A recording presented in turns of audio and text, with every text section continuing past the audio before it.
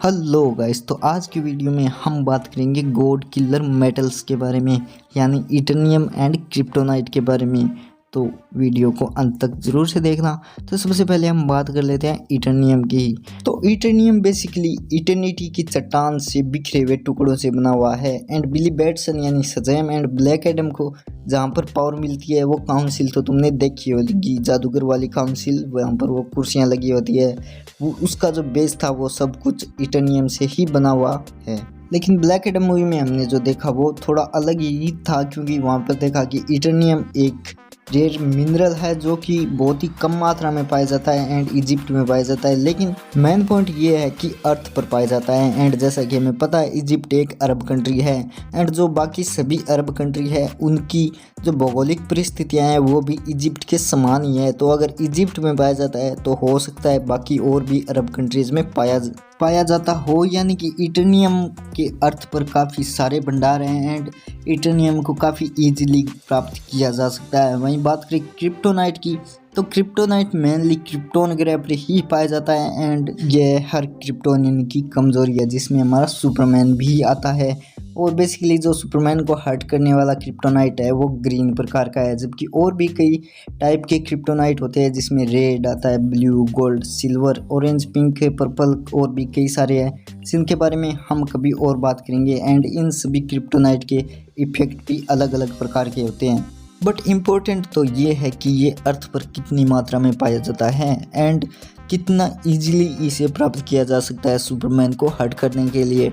तो देखो, कॉमिक्स में हम देखें तो कॉमिक की सिल्वर एज के दौरान स्पेस में जब अनियमितता हुई थी तब क्रिप्टोन से अर्थ पर काफ़ी सारा मटेरियल एंड क्रिप्टोनाइट भी आया था।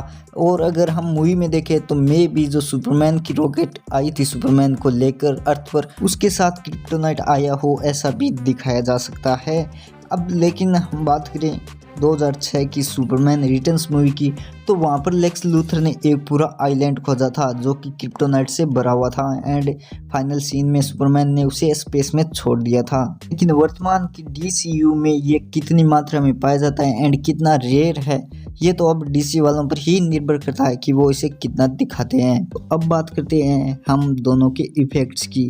तो देखो, दोनों ही गॉड को मारने वाले मटेरियल भले ही हो, लेकिन दोनों के जो इफेक्ट है वो बहुत ही ज़्यादा अलग है। इटर्नियम तुम देखोगे कि वो ब्लैक एडम की कमज़ोरी तो है, लेकिन वो उसे वनरेबल नहीं करता। ब्लैक एडम कई जगह पर उसे हाथ में ले लेता है लेकिन उसका उस पर कोई भी इफेक्ट नहीं पड़ता। जबकि अगर सुपरमैन किसी क्रिप्टोनाइट को हाथ में ले ले तो उसकी क्या हालत होती है ये तो तुम जानते ही हो, क्योंकि क्रिप्टोनाइट से निकलने वाली रेडिएशन सुपरमैन की जो सेल्स है उन पर असर करती है, जिसकी वजह से सुपरमैन जो सोलर एनर्जी को अब्जॉर्ब करता है वो नहीं कर पाता एंड इसकी वजह से सुपरमैन बहुत ज़्यादा वीक हो जाता है। इस समय तुम सुपरमैन को किसी भी हथियार से मार सकते हो, जबकि ब्लैक एडम को तुम इटर्नियम से बने हथियार से ही मार सकते हो, अन्य कोई भी हथियार उस पर असर नहीं करेगा। एंड ये चीज़ हमने देखी भी थी ब्लैक एडम मूवी में।